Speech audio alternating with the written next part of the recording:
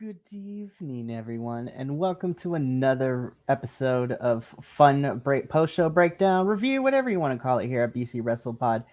And welcome to Six Sided Scholars, your TNA pay per view review show here at BC Wrestle Pod. Of course, I am Mikey El Jefe of BC Wrestle Pod, and I will be holding it down for the TNA crew tonight as I am the only one who has made it through a week of sickness and illness and shows and other things to be here this evening. You are getting another pre-record because, yeah, it's crazy out here, but I wanted to make sure that there would be a review happening right now. And you know what? The show must go on. But I am here to review last week's TNA Turning Point pay-per-view.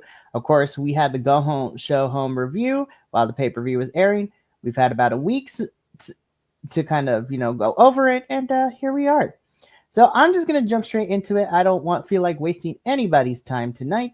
So let's get into it. So again, after coming off of a very crazy live episode, which was the first episode of TNA after a whole month of no content, no shows, no tapings, no nothing, where TNA couldn't help itself but get crazy. And, after only about having the title for 30 days and it being for his first title defense, Frankie Kazarian called a shot. Mike Santana lost the title. It's really, really crazy. But you know what? We're gonna keep going with TNA because I love you, TNA. You make some questionable decisions. It makes it really hard for other people, for me to recommend you to other people. But honestly, I like it. It's a lot. You're still a lot of fun, and you still have a pretty fun roster. Okay, so Turning Point took place Friday, November 14th from Full Sail University in Orlando, Florida. And we do have a pre-show match we're going to quickly talk about. So in our pre-show match, the countdown to Turning Point, we had a triple threat match between Jake Something, Mance Warner with Steph DeLander, and the Hometown Man. So I thought the match itself, because I don't want to spend too much time on it, I thought it was pretty decent. I didn't think it was anything to write home about, honestly, but it's really nice to see that we are beginning to utilize everyone on the roster. I do wish there was something more substantial for these three to do, but thanks to last night's episode of TNA, I think we are heading in some sort of direction for Mance, but nothing on Jake or Hometown Man here. But other than that, this was a fun triple threat. I like these three individually. I thought they did pretty decent for it, and Jake Something would end up walking away with the victory. And yeah, we also got a promo segment from Frankie Kazarian, making TNA President Carlos Silva hand him the title, and Carlos Silva telling Frankie Kazarian that there is an open investigation into Frankie and the attack that NXT had on the TNA talent, which is leading into TNA versus NXT matches for Final Resolution in a couple of weeks. But other than that, this is definitely a storyline.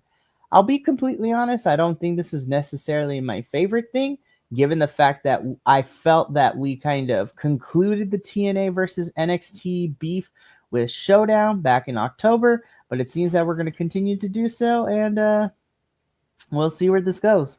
But again, as far as the countdown match, this was decent, it was fine, and the promo segment was fine as well. Now we can properly get into the main card. So, like we always do with any TNA pay-per-view, we opened properly with the recap of the events leading into the pay-per-view.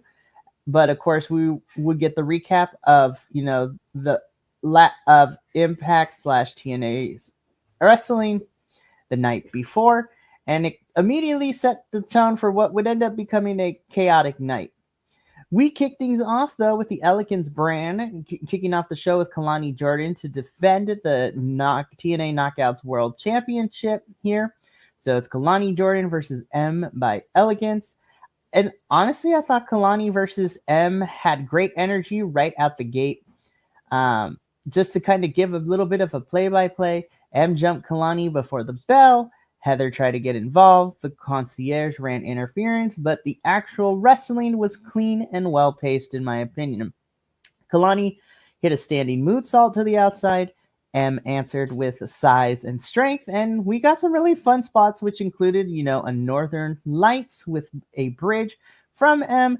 We saw Kalani's cartwheel, elbow, and leg lariat. M hitting a Michinoku driver, but, not getting the 3. However, despite a good back and forth, ultimately Kalani countered with a split-legged stunner into a single leg crab, followed by one of a kind from the top rope to retain. And honestly, I thought this was a good opener. I was very surprised by the minimal amount of interference that we saw from the concierge and from Heather by Elegance as well. And I think both women looked really strong. So Kalani Jordan retains the TNA Knockouts World Championship, and she is going into NXT Gold Rush Week 2 this upcoming Tuesday as the TNA Knockouts World Champion, and she will be defending it against Jordan Grace and Liang Li. So we shall see who walks out as TNA Knockouts World Champion, which has me super excited. We cut backstage after this match with Xia Brookside, Liang Li, and Mara Sade all staking their claim in the Knockouts division. Ryan Nemeth wandered in to complain about his brother teaming with Frankie, and you know what? Something about towels, I guess. Ryan is serving the purpose of a comedy character, and you know what? It is what it is. But after this match, though, we get into our second match of the main card, AJ Francis versus BDE. And we didn't even get full entrances because BDE came in hot with 3 topes before the bell. AJ Francis shut that down quickly with power, rope chokes, and heavy strikes, literally stepping on BDE at one point, honestly. And this was fantastic. BDE mounted a fiery comeback, though, which, is limited but not limited, and including a missile drop kick, a DDT, a Canadian Destroyer, and honestly, his best Shawn Michaels cosplay. But AJ shut the door with 2 down payments, making a point to talk trash before the final pin. And to be quite honest with you guys, this match surpassed my expectations. This was clean, this was spirited, and surprisingly well paced. And I really, really enjoyed this. And I had a fun time with this. So we get the BioFlex injury report. Santana is questionable. Elijah is still out. Nick Nemeth is cleared for wrestling. And then we get a Steve Macklin promo where he cuts and say he doesn't care if it's 2-on-1, 10-on-1. He'll stack bodies regardless. Moving into our third match of the evening, this was a no disqualification match. Indy Hartwell versus Danny Luna. And this was a quick build because these two were beefing the night before, which, caused the disqualification.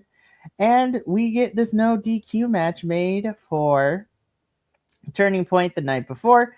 And honestly, this was fun. It was violent, but it was a controlled brawl. There were chairs, kendo sticks, trash cans, powder, ladders, the whole toolbox without going into reckless territory, in my personal opinion.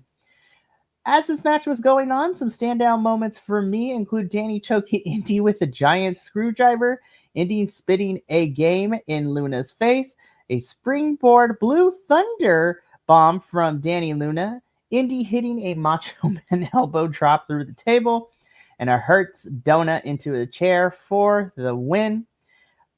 I wasn't sure how I felt because Indy has, for me personally, Indy has kind of been wavering and walking through everything. But honestly, I think Danny Luna is a really good opponent to have, and they both look great in this match. This match was chaotic in a good way. It was physical, and the crowd was definitely into it, which, of course, made me really into it as well.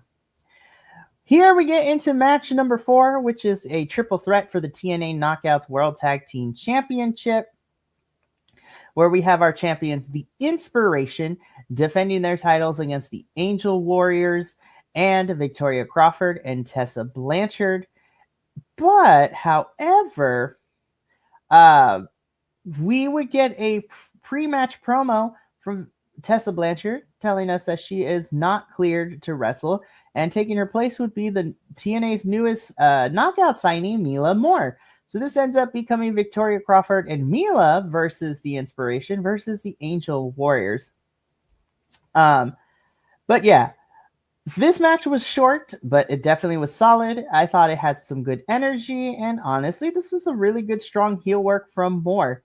The Angel Warriors in this match definitely had most of the momentum, but in the chaos, the inspiration hit the Idolizer on Zaya Brookside for the win to retain. And again, short match, but it had a good energy, and it was pretty good. It was pretty decent. Not much to really say here. Next up, we get into match 5, which is a 6-man tag team championship match. Cedric Alexander and the Hardys versus versus Order 4, which is Mustafa Ali and the Great Hands. And how do I put this nicely?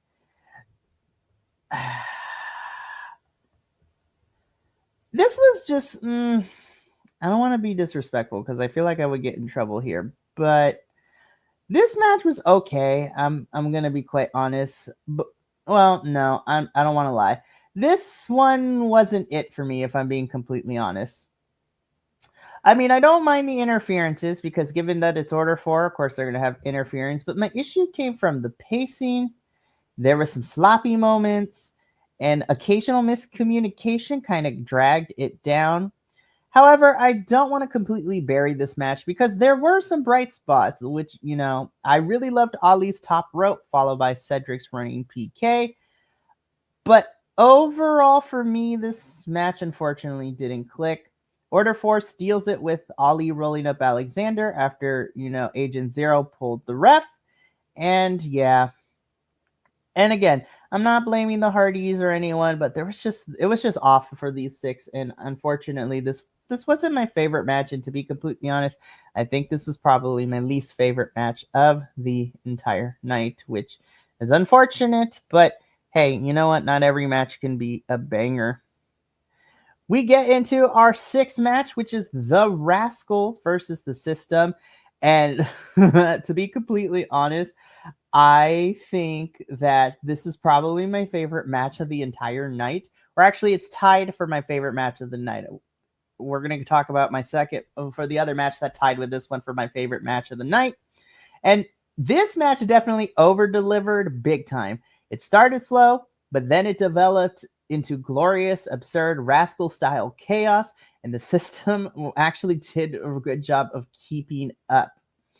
There was a lot that went down in this match, but some of the highlights for me include, first of all, Desmond Xavier, formerly known as Wes Lee, is now with the Rascals again, and so the whole quartet of them is great. But again, I bring this up because one of my highlights includes Xavier kicking Moose in the head, Moose catching Xavier on a dive into an apron powerbomb, the flame on dive from Myron Reed, Zachary Wentz's splash save, a whole sequence of everyone hits everyone insanity, but of course the spiral tap from Xavier for the win. Again, this was one of the best matches of the night, and this was easily one of my personal favorites, which leads me into my other match that tied for my favorite of the entire night, the X Division title, Leon Slater versus Rich Homie Swan. And this was another standout match for me. TNA mentioned that this was Swan's first single match in a year, but don't let it, even with that being said, he looked hella sharp in this one. This one was amazing. I thought this match had a great mix of mat work, speed, strikes, and near falls. And there was a lot of good stuff in here.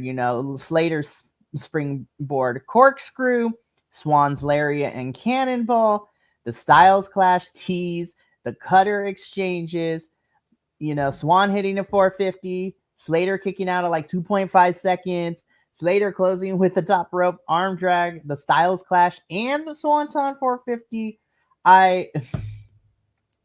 Leon Slater is up there, and honestly, I have already stated that Bandito is probably my favorite wrestler of 2025, but Leon Slater is definitely my standout of 2020, my young in charge standout for 2025. This kid is unstoppable. Rich Swann was also incredible in this match, and I had a blast. This was fantastic. I love it. So I don't have a lot of words to describe it because I was just making noises and screaming, and this was it was so good. And again, like I said, Leon Slater is fantastic. Rich Swann did the damn thing. Like, this was fantastic. After the match, though, TNA acknowledged the passing of Slater's grandma, which is a very nice and heartfelt, sincere, classy moment. And you know what, TNA, you make me mad sometimes with your booking choices, but I know you care about the talent, and I appreciate that. Alrighty, so let's get into our main event. Back that up, which is a tag team match: Mike Santana and Steve Maclin versus Nick Nemeth and our new TNA World Champion Frankie Kazarian. So yeah, this match was okay, and it served as a vehicle to tell the story with Mike Santana, because the whole entire night and leading into the event, TNA tried to play the media saying that Mike Santana wasn't answering phone calls, he wasn't reporting, to the tapings. And so Macklin started the match alone, and honestly, he held his own. He had an explosive start, big crosshairs, and huge energy. Santana's dramatic late arrival honestly is the story of this entire match. Once he tagged in, he wiped out Nemeth and Kazarian with fire despite the bad arm. And the finish saw Santana land spin the block on Kazarian for the win.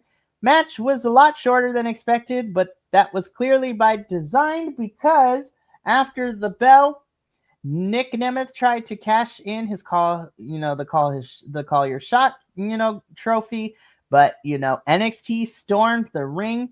They didn't just attack Nemeth and Macklin, they eventually turned on Kazarian too. Hardys and the security tried to get involved, but the NXT crew stand tall as the show ended, leaving Turning Point with a very Invasion-era cliffhanger feel. And yeah, that brings us to the end of TNA Turning Point. I thought this was a solid pay-per-view with a couple of standout matches, which of course includes the Rascals versus the System and the X Division Championship match with Leon Slater versus Swann.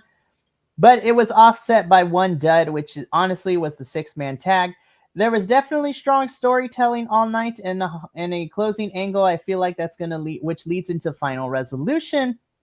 And again, I said this last week during the TNA review with Radio Free Will, and I said that, I was very perplexed and annoyed with TNA's decision to strip Mike and to take the title off of Mike Santana, but I am willing to give it a chance. But damn, TNA, it makes it really hard. Like they really like to wrestle success out of they like to wrestle defeat out of the jaws of success, which is crazy. But again, we're getting Final Resolution, and I'm super excited to see what happens. And to be quite frank, and I'm looking forward to what is happening. I think Turning Point delivered. I think it was a really strong pay-per-view, but the taste of the night before was still lingering in my mouth, and it still is. But, I've had a week to think about it and to process it, and I'm fine with it. We are 2 weeks away from Final Resolution, which is going to be an interesting pay-per-view. Before we sign off for the evening, though, I do have an announcement in regards to our TNA team, and then a couple other announcements before, we go off the air. So since March, we've expanded our TNA team to a quartet, which includes myself, Papa Oso Will, JT, also known as Zen the Raven, and our other Will, Radio Free Will. However, moving forward, it is going to just become a trio of myself and the Wills, because JT's work schedule will not allow him to be able to be on our review for TNA at the times that we do. So unfortunately, he is going to take a bit of a brief hiatus until his schedule changes once again, and who knows how long that is. But he is a family member here at BC WrestlePod, and he'll be popping up in here ever so often whenever he can, and in other places as well. So go show him some love. We love him. And you know what? It was a true pleasure working with him, and I look forward to seeing him again when his schedule kind of, settles down a little bit. But we also have some other stuff going on, which I'm super excited about. Tomorrow is a double feature. In the morning, myself and Benny, will be reviewing Defy Wrestling's Aeon, which is going to be a lot of fun. The card looks like a really fun time. And then later that night, me and Benny will be doing a live watch along for AEW Full Gear. It's going to be a lot of fun. I can't wait. The card looks really fun, and it's going to be super exciting.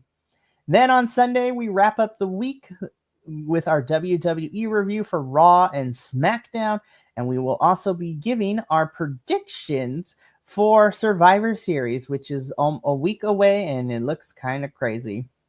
And I'm looking forward to it because I will be there live, so it should be fun. But that's going to be it for us here at Six Sided Scholars. Thank you so much for tuning in and watching me review Turning Point. We will be here. There will not be a TNA review next week due to the holidays, but we will be back in 2 weeks with another exciting episode of TNA. And funny enough, we will be doing the go home review and predictions for Final Resolution in 2 weeks. It's getting crazy out here. But from all of us here at BC WrestlePod, remember, take care of yourself, love one another, stay Bi-Conic, and more importantly than anything, you always deserve to finish your story. We will see you tomorrow for Aeon and our watch along of Full Gear. But until then, sayonara, adios, and until next time, peace.